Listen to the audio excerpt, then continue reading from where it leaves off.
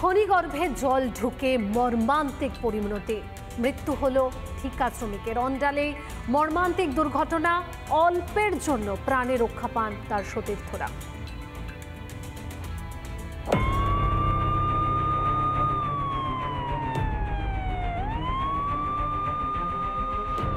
খনিতে কাজ করছিলেন 6 জন। ড্রিলিং করার সময় হঠাৎই বিপত্তি, জল ঢুকতে শুরু করে, তাতেই মৃত্যু এক ঠিকা শ্রমিকের। অল্পের জন্য রক্ষা বাকি 5 জনের। ঘটনাটা হয়েছিল মানে সেম কাটিং করছিল, হালকা হালকা জল আসছিল, তারপরে এক ব্যাগ জল চলে আসছে। কতজন ছিলেন আপনারা? আমরা ছিলাম 6 জন, আর সবাই বেঁচে গেছে, একজনাই খালি আছে, বাকি সব ঠিক আছে। অন্ডালের শ্যামসুন্দরপুর কলিয়ারের 9 নম্বর পিট কাজ চলছিল অন্য দিনের মতোই, কিন্তু হঠাৎই জল ঢুকে গিয়ে মর্মান্তিক পরিণতি। মৃত শ্রমিক বিবেক মাঝের বাড়ি ধানবাদে।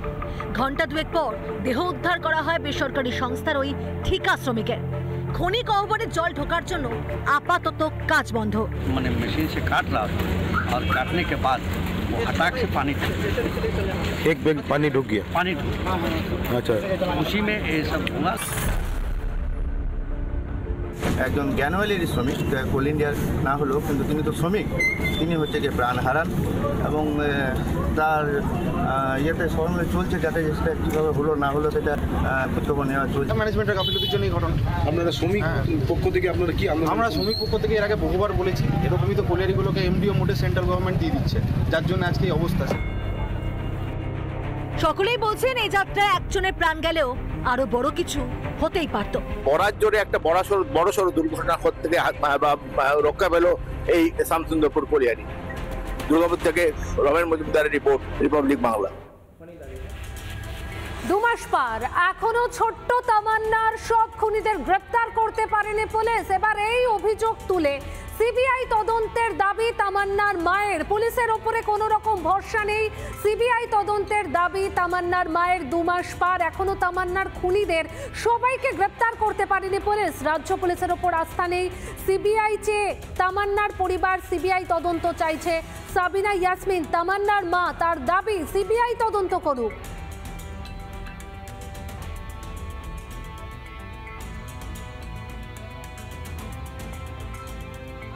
আমার মেয়েকে মারার জন্য আমার যে আর যারা দেখেছে, পুলিশকে আমি বারবার বলছি যে ওরা দেখেছে, ওরা তামান্নাকে মারা দেখেছে, ওদেরকে নিয়ে যান, তো ওদেরকে নিয়ে যাচ্ছে না। পুলিশে তো পুলিশের কাজ করছে না, আমাকে এখন কলকাতা যেতে হচ্ছে সিবিআই এর তদন্তের জন্য।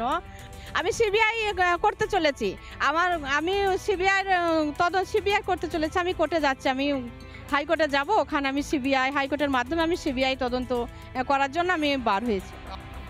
সন্ধ্যা 5:30টার দিকে আমি একটু দোকানে গিয়েছিলাম, দোকানে গিয়ে মিষ্টি দোকানে সিঙ্গারা দিয়ে আসছে, ঘুরিয়ে আসছে। আর তখন দেখছি আমি যে ক্যাম্প আছে, ক্যাম্পের সামনে দেখুন যে তিনজন দুষ্কৃতকে বসে আছে, দল ধরে ঘরে ভর, বুঝলেন তো। আমি চলে এসে আমার বাড়িতে যখন পুলিশ আছে, পুলিশকে তখন জানালাম। এখনো আপনাদের ভয়ের আতঙ্ক কাটেনি? না, এখনো ভয় কাটেনি।